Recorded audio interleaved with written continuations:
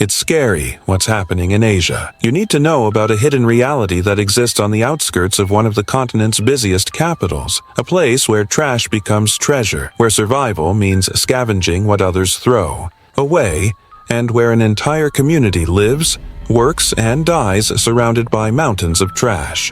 Today, you'll find out what's happening at Asia's largest landfill. Join us and let's go. Number 10. The Forgotten City of Waste. In the eastern outskirts of Jakarta, Indonesia stands a monstrous landscape that seems ripped from a post-apocalyptic movie. Bantar Gebang isn't just a landfill. It's a living, breathing ecosystem stretching over 120 hectares. Every single day, this waste metropolis swallows more than 7,000 tons of trash, roughly the weight of 1,000 elephants.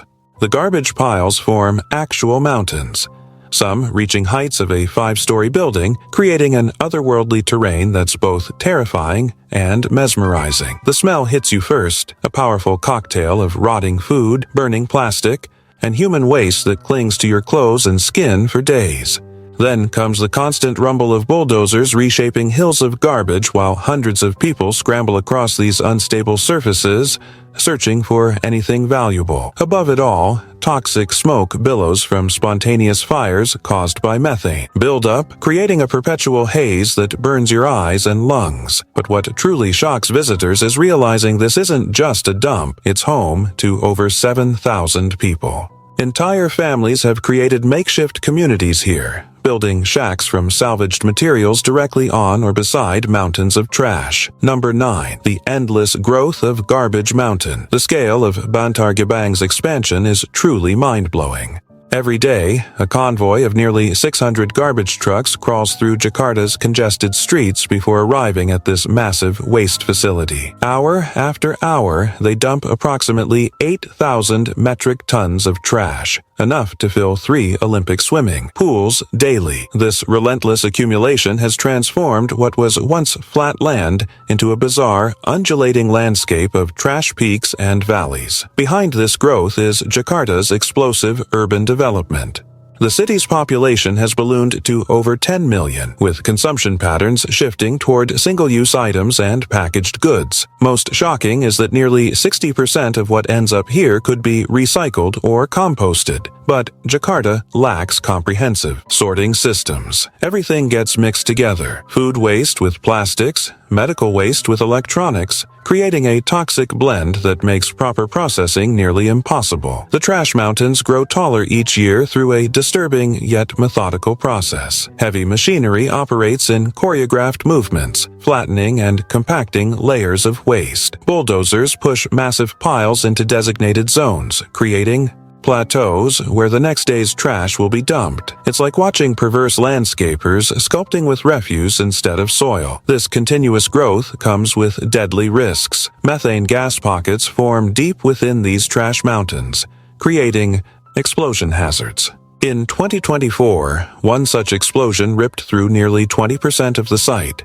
sending flames and toxic smoke into nearby communities. Number 8. The Scavengers.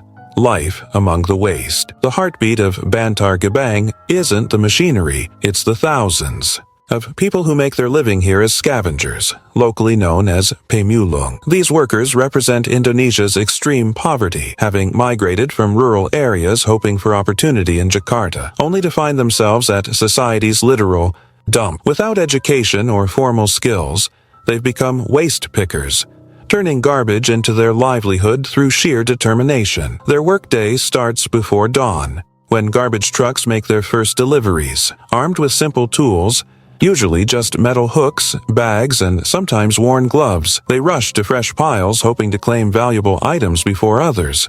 The competition is fierce but governed by unwritten rules. Senior scavengers get first pick, and territorial disputes are usually resolved without violence. Hours blend together as they meticulously sort through rotting food, broken furniture, medical waste, and endless plastic. What they seek are specific categories of trash: plastic bottles, sorted by type and color, aluminum cans, cardboard, metal scraps, electronic components, and sometimes intact clothing. Each item has a value. in an intricate recycling network that connects these informal workers to global supply chains.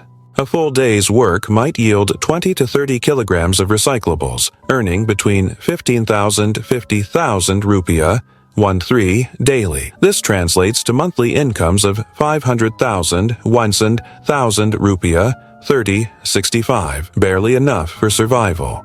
I have a question for you. First, I would like to say that it is possible to follow the greatest curiosities of our world every day, but to do so, you need to be subscribed to our channel. So, are you already subscribed? If not, take the opportunity to subscribe now. Also, take the opportunity to like the video, so YouTube will recommend more videos from our channel. So leave your like right now. And now that you have done that, let's go. Number 7. Women and children, the most vulnerable. Among Bantar Gebang's population, women and children endure unique hardships that highlight the landfill's most brutal realities. For women, the absence of basic sanitation creates daily humiliation. With only a handful of functioning communal toilets shared among thousands, many are forced to defecate in the open, typically behind piles of garbage that offer minimal privacy. This exposure creates constant vulnerability to sexual harassment and assault, particularly during nighttime or early morning hours. Female waste pickers face added discrimination within the landfill's informal economy. They typically earn 20 to 30% less than male counterparts for identical work, with middlemen offering lower prices for their collected materials under various pretexts. Many women resort to specializing in the most undesirable categories of waste that men avoid, sorting through medical waste, diapers, and sanitary products that carry additional health risks but face less competition. Pregnancy brings extreme vulnerability. Most expectant mothers receive no prenatal care and continue heavy labor throughout pregnancy. Childbirth typically happens in makeshift homes with only neighbors assisting, as transportation to hospitals proves unaffordable. Maternal mortality rates are estimated at 15 times the national average. Number 6. Eating, sleeping, and living. On trash. Daily life in Bantar Gebang follows rhythms dictated by garbage truck schedules rather than normal day-night patterns.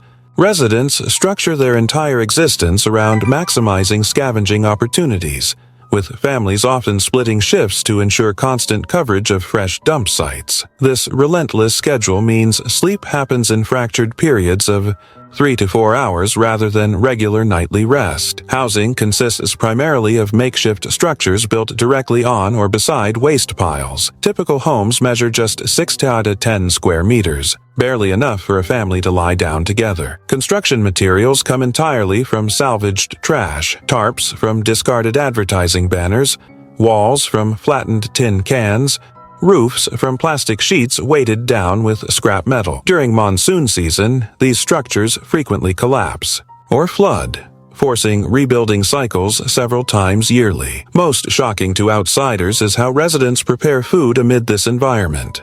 Cooking happens on small kerosene stoves or makeshift fires fueled by combustible waste, often inside homes with minimal ventilation. Water for cooking comes from contaminated sources, though some families spend precious income on drinking water, delivered in plastic jugs. Number 5. The invisible social hierarchy. Contrary to outside perceptions, Bantar Gebang operates with a complex social structure that hierarchically organizes its thousands of residents. At the top sit the bosses, individuals who've accumulated enough capital to purchase scales, transportation, and storage facilities.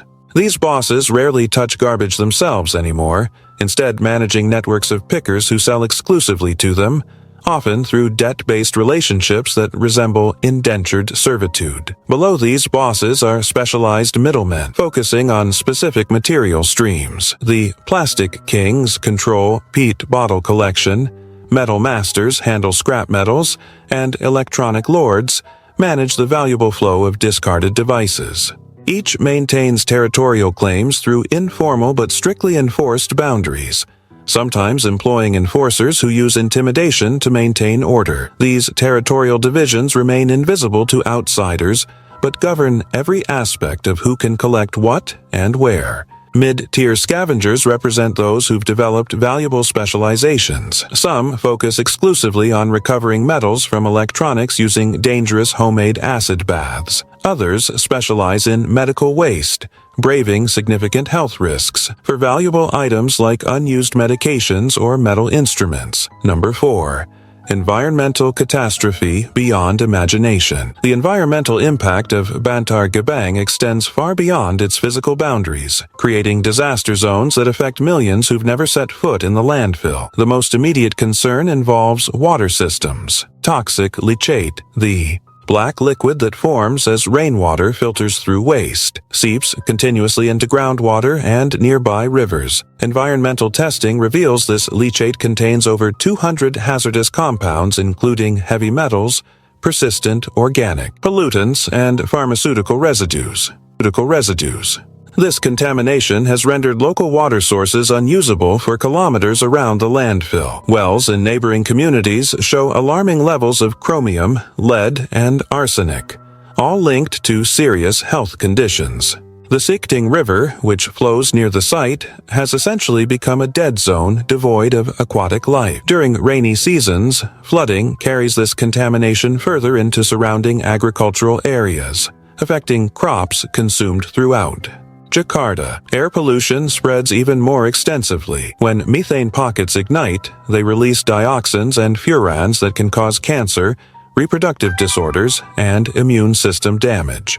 These microscopic particles travel for miles, affecting communities that have no idea of their origin. Air quality monitors in residential areas several kilometers from Bantar Gebang regularly detect dangerous levels of particulate matter during landfill fire events. Number 3. The future, solutions, and dark prospects. What lies ahead for Bantar Gebang and its residents presents a complex intersection of technology, policy, and social justice. The Indonesian government has repeatedly announced closure plans, most recently targeting 2026 for the landfill's shutdown. However, similar deadlines have come and gone for decades, always extended due to Jakarta's lack of alternative waste management infrastructure. The harsh reality: the city currently has no viable replacement system capable of handling its massive waste stream. Several competing visions exist for addressing this crisis. Technology optimists promote waste to energy, incineration plants that would burn garbage while generating electricity. 3 such facilities are currently under construction around Jakarta's periphery. However, these plants bring their own environmental concerns, particularly air pollution from burning mixed waste, while potentially eliminating livelihoods for thousands of waste pickers who would lose access to recyclable materials. More progressive approaches focus on source reduction and material recovery. Pilot programs in several Jakarta districts have implemented waste sorting systems that separate organic matter for composting, while directing recyclables to formal processing facilities. These systems create legitimate employment opportunities for former scavengers while dramatically reducing landfill inputs. However, scaling these programs across the entire metropolis requires political will and significant investment that has yet to materialize. Number 2. The real cost of Jakarta's growth. Jakarta explodes upward and outward, a mega city of 11 million people expanding at breakneck speed. Skyscrapers punch through the skyline. Luxury malls multiply like concrete. Mushrooms and highways stretch across the landscape like concrete arteries. It looks like progress from a distance. But this growth casts a massive shadow, and that shadow has a name: Bantar Gebang. Urban development comes with a price tag most people never see. As Jakarta's economy booms, consumption explodes. More food, more packaging, more electronics, more of everything. And with prosperity comes mountains of garbage.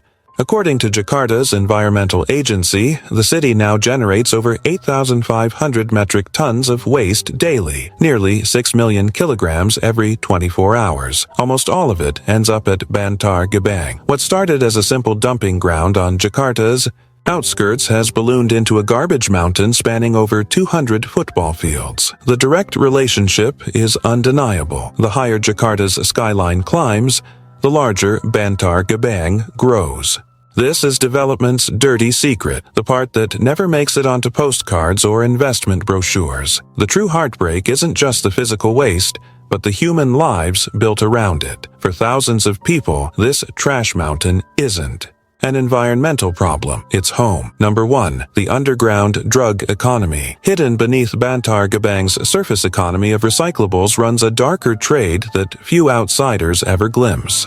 The landfill serves as a hub for Jakarta's underground drug market, with specific zones functioning as distribution points for everything from methamphetamine to heroin. This shadow economy thrives in a place where police rarely venture and where desperate circumstances create both supply and demand. Drug dealers target waste pickers specifically, knowing these workers need something to dull the physical pain of their labor and the psychological burden of their circumstances. Most common is shabu shabu, a local term for methamphetamine that temporarily boosts energy and suppresses hunger. For scavengers facing 12-16-hour workdays, this chemical assistance lets them work longer shifts and collect more recyclables, despite the devastating long-term health effects. The economics are brutal but simple. A day's work might earn a waste.